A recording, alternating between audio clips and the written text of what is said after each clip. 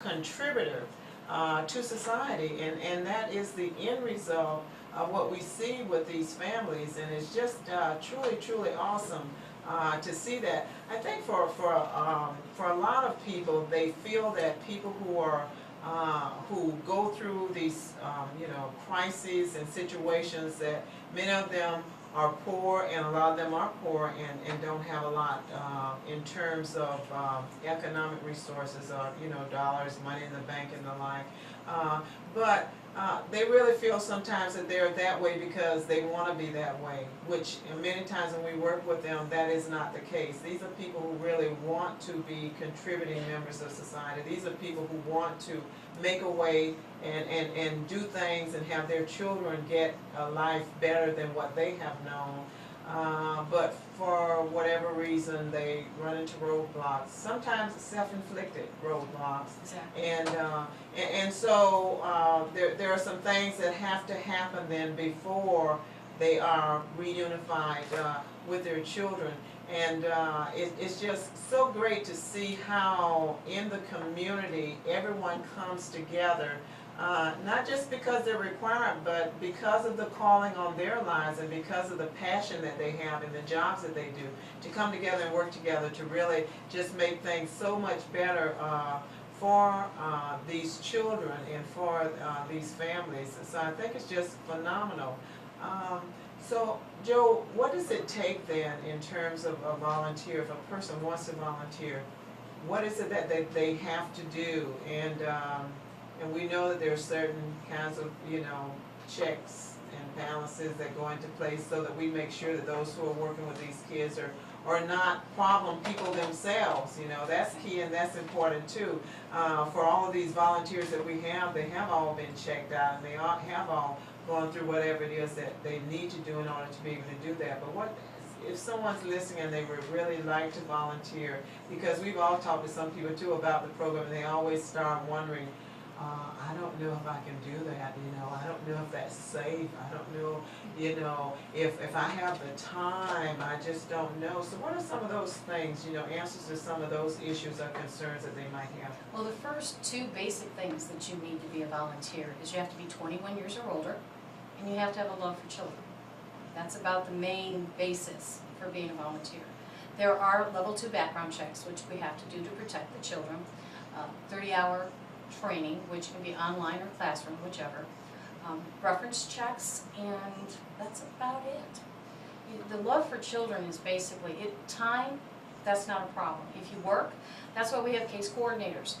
As long as you have communication with them, we can go to court for you. We can go ahead and help you write reports. You make your own hours. You get to see the family and the children when you want to see them.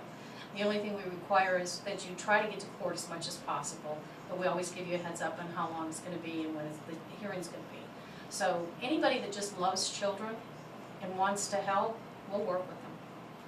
And one thing I'd like to say about our judicial system, our judge in DeLand is very fond of the Guardian Ad Litem program because we don't have any bone to pick. We're there for the child, and he listens. And I think that makes a big difference because he values the volunteer's opinion.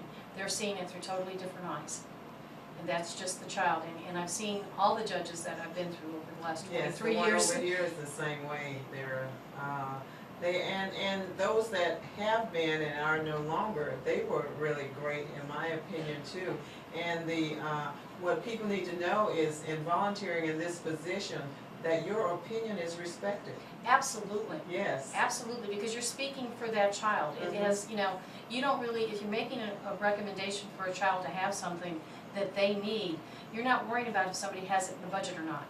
If this child needs it, the court's going to order it, and that's what's important. If the child needs braces, we're going to make a recommendation, the child's going to get them. And that's so important that empowers the child too. I have a voice, and there's two things that we do. We represent the best interest, but we also let the judge and the court know what the child wants. That's not necessarily the same two things, but the child has a voice. If they want to go live with mom, we can say the child wants to go live with mom, and the child wants to talk to the judge. We can do that. And we also say maybe it's not time for them to go live with mom again. So we have a dual role there, but the child has a trusty person right there to stand next to them, not to worry. It's pretty intimidating when you're in a courtroom and all those people are around and judge is way up there. It's nice to know you've got your friend right next to you. Mhm. As a lot of the children call us their guardian angels, which Yes. is really great. Now, funding for the program, how is this program funded in the state? Through the state of Florida. That's our only funding is, it's mandated by Florida statute that the guardian ad litem program exists. So I'm not sure what the budget is. I try not to worry about our budget, but the governor's been very good. All our governors have been really good in forming a good budget for us. Mhm. And we're hoping it continues. And I know that, because I was serving on the committee that would, the legislative committee, in looking at the budget and the like, and I'm not quite sure where we stand now, but I know even with the new governor who came in, Governor Scott, that at first he was not quite sure of the program, but as he got to know more about the program, he did ensure that the funds that were necessary for the program continued. And His so- wife is very, very supportive of the program. Wonderful, wonderful. The other thing I think that that our listeners need to know, in addition to the fact that you do have a lot of volunteers, that you do want and need more volunteers, and as you've probably gathered from our conversation, training is provided. Initial training is provided, you know, and some things that you do and have to do before you actually get to the main major training. And then each year you also have to keep up your training. 6 So hours. yes. 6 hours a year. Yes, and they provide that for you locally, and you can, you know, 6 hours is the minimum, but you can actually take advantage of any and all training that is made available.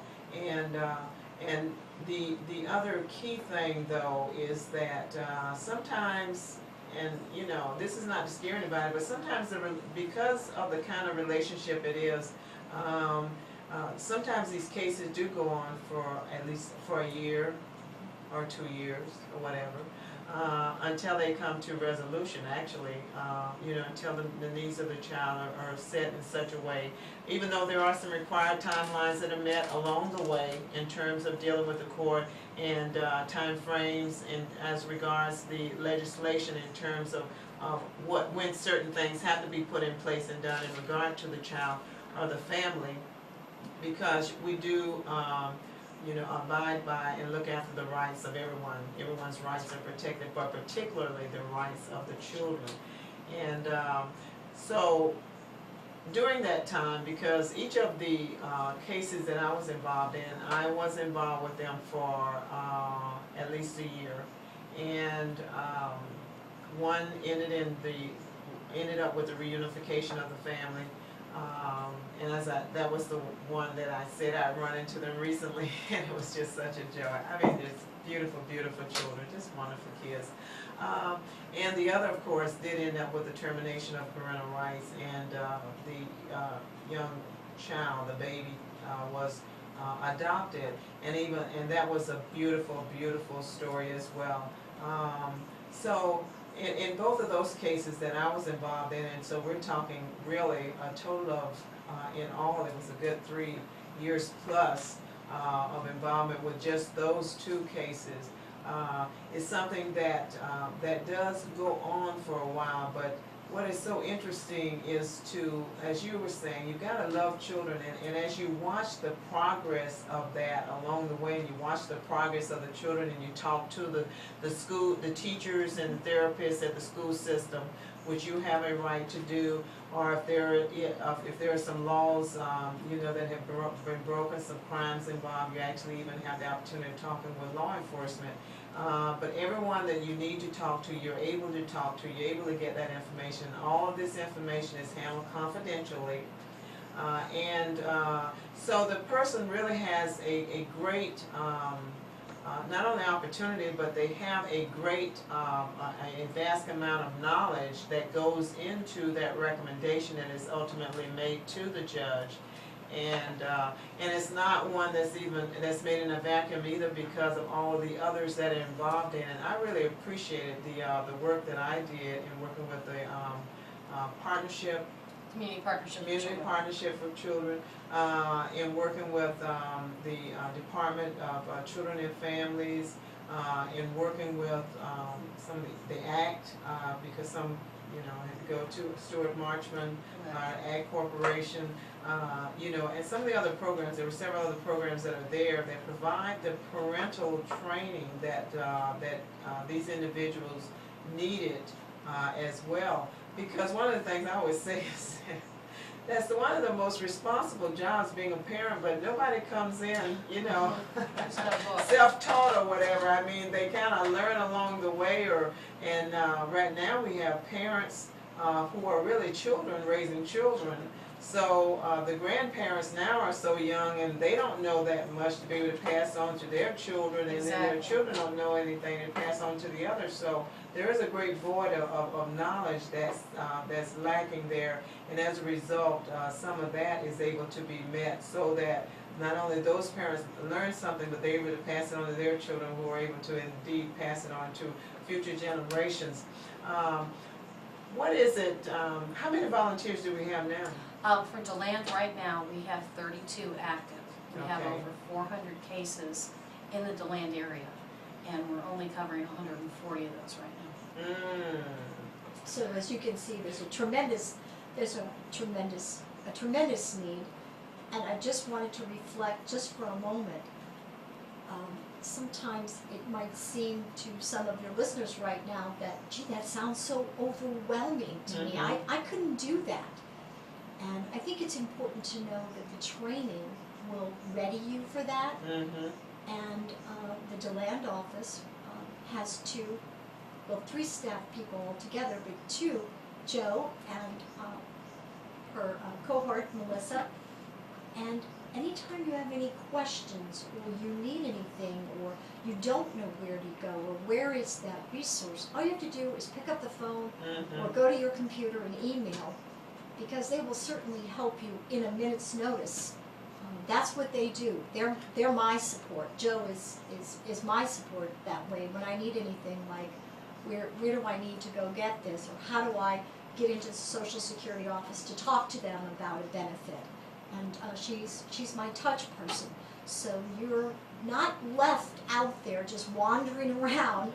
How am I going to help this child? I don't have the resources to do that. I don't have the skills. I wasn't a teacher or a social worker or a therapist in my professional career. How can I do that?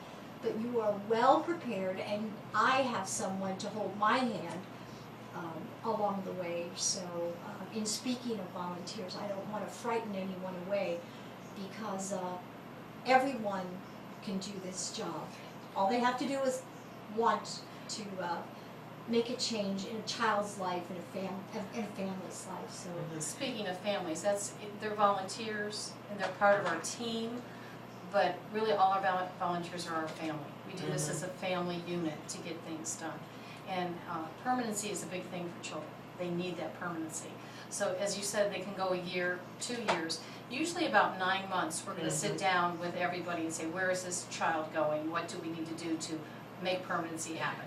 And the volunteer usually has a clearer insight of what's going to happen.